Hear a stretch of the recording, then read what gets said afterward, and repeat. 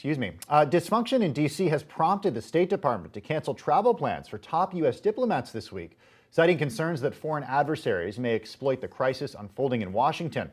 On the phone to discuss is Bloomberg's foreign policy reporter, Nick Wadhams. Nick, it's great to have you on the show. We know that Secretary of State Mike Pompeo and the U.S. ambassador to the UN were affected by these changes. Take a step back here. What was the explanation that we heard about the plan changes from the State Department, and what did you learn in your reporting?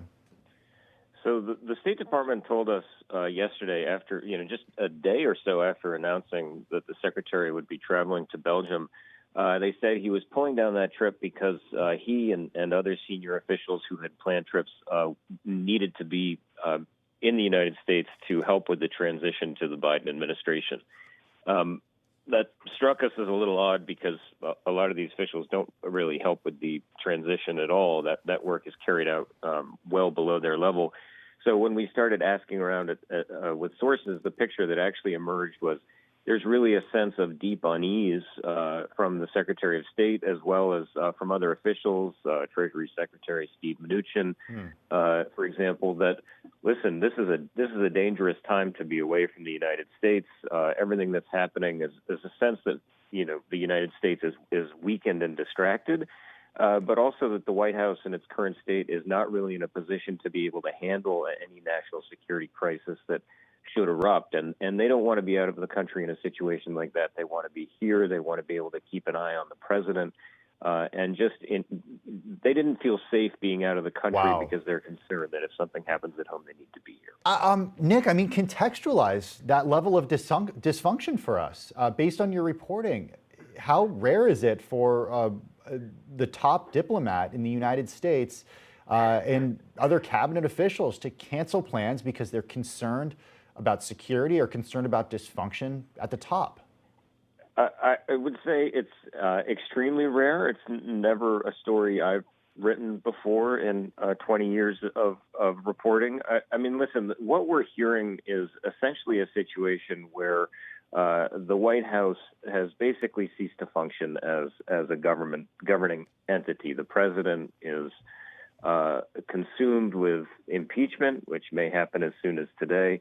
The fallout from the riots on January 6th, and also a lot of concern brewing about what's going to happen next. There's going to be protests all through until January 20th. So the sense from those folks, from the Secretary of State and others, is that we just have to be here because the White House is not in a position to handle anything. There have been a lot of resignations, and folks are just so focused on the president and trying to essentially make sure that nothing too rash happens, that they need other people to sort of have all hands on deck to be able to deal should something arise.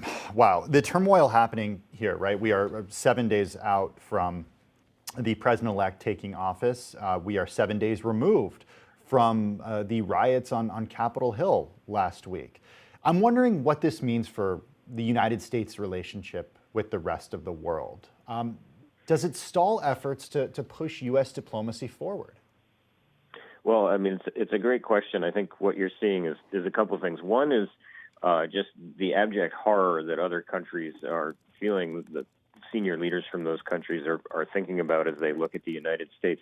There's a contextual issue here that is not surprising and is not unprecedented, which is that these transition times, when you're talking about foreign policy, are very tricky. Past administrations have frequently done things where they try to sort of bake in some policies, whether it's on Iran or China or the Middle East. They try to get those things done as they're leaving to make those changes permanent. So that's not something that's necessarily new. This administration is doing that at a much quicker pace and much more intensively than past administrations have done. But that is something that happens fairly frequently. So there is an expectation from overseas that Joe Biden, when he comes in, will try to undo a lot of the Trump administration's actions. But the bigger concern they have is that U.S. foreign policy is essentially going to turn into a tennis match. That's how one diplomat put it to me. When you have a Republican administration come in, the policy is one way. 4 years later, if a Democrat wins, the policy becomes something totally different. And that's causing a lot of concern about the predictability and reliability of the United States as a partner on the international stage. So you raise a really good point, Nick, in the idea that changing administrations come changing foreign policy. So the challenge ahead for President-elect Biden is to essentially pick up the pieces here to assure that there is a long-term fix and not just 4 years of new policy. Based on your reporting and your sources and your experience, what's a way that he can do that? I'm not sure what folks are talking to me and saying their concerns about how abrupt these foreign policy changes are. I'm not sure there's really any way that he can assuage some foreign interlocutors. I mean, yes, there's going to be a broad sense of relief when his administration comes in, because it's not going to take quite as combative approach as the Trump administration did. But and at the same time, memories are short. I mean, once these countries start to see the United States as a more predictable partner, as it's expected to be under Joe Biden, some of those concerns will fade. But this is something that's been happening for a long time. This concern that, when you have an issue as contentious as Iran, for example, what is the worth, what is the significance of the United States agreeing to something that's not a full-fledged treaty? It's just something that can be undone by a successive administration. What you're going to see is folks really acting out of their own national interest and just saying, okay, let's see what we can get from these guys now, and then we're just going to have to see what the cards will be the next time, but not really expect that there's any real predictability or continuity. Nick, we got to leave it there, but this was a great chat, and we really appreciate you joining us. That's Bloomberg foreign policy reporter Nick Wadhams. Nick, thank you so much for your time.